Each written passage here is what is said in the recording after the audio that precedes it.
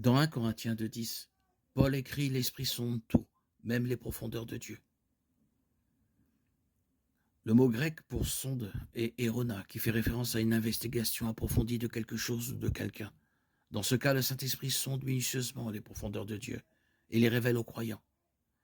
Explorons plus en détail ce que signifie pour l'Esprit de sonder toute chose et pourquoi cela est important pour les croyants. Dans le contexte de l'Esprit qui examine toute chose, Paul oppose la sagesse humaine à la sagesse de Dieu. Paul commence le chapitre en rappelant son message central: Jésus-Christ et Christ crucifié. 1 Corinthiens 2,2. La prédication de Paul n'était pas basée sur l'éloquence ou la sagesse humaine, mais c'était une démonstration d'esprit et de puissance afin que votre foi ne repose pas sur la sagesse des hommes, mais sur la puissance de Dieu. L'intellectualisme ne sauve pas les pécheurs. C'est le Saint-Esprit qui le fait. Jean 3,3.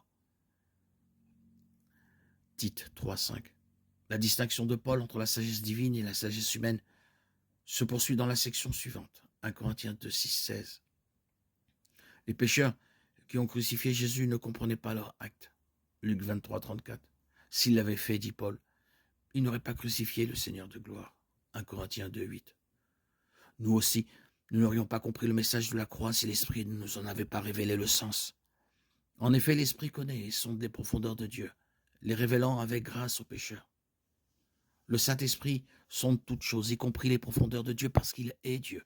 Rien n'est caché à l'Esprit. Dans Romains 8, 27, l'Esprit sonde le cœur humain. Celui qui sonde les cœurs connaît quelle est la pensée de l'Esprit, parce que c'est selon Dieu que l'Esprit intercède en faveur des saints. Dans 1 Corinthiens 2, 10, l'Esprit sonde les profondeurs de Dieu. Les profondeurs de Dieu englobent le plan rédempteur du Père en Christ et la récompense que Dieu réserve aux croyants. Ces choses dépassent la simple compréhension humaine. L'esprit humain déchu est incapable de saisir les choses de Dieu sans l'aide de l'Esprit. Le rôle de l'Esprit dans la recherche des profondeurs de Dieu est important pour les croyants, car le Saint-Esprit connaît l'Esprit de Dieu comme personne d'autre. Tout comme un esprit humain connaît les pensées de cette personne, le Saint-Esprit connaît les pensées de Dieu. 1 Corinthiens 2, 11. Il existe une relation personnelle et intime entre le Père et le Saint-Esprit, et l'Esprit comprend pleinement et communique l'Esprit de Dieu aux croyants. La recherche de l'Esprit comble également le fossé entre la sagesse divine et la finitude humaine.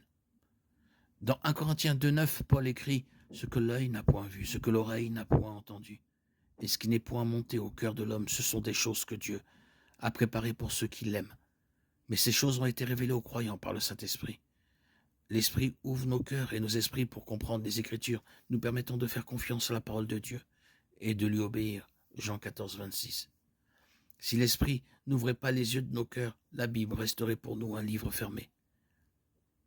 Parce que l'Esprit sonde toutes choses, y compris les profondeurs de Dieu. Il révèle effectivement les choses divines aux croyants. La recherche de l'Esprit n'est pas une observation passive de ce que Dieu fait, mais une exploration active et approfondie du plan rédempteur de Dieu en Christ. Pour les croyants, cela est profondément significatif, car cela nous rapproche de Dieu.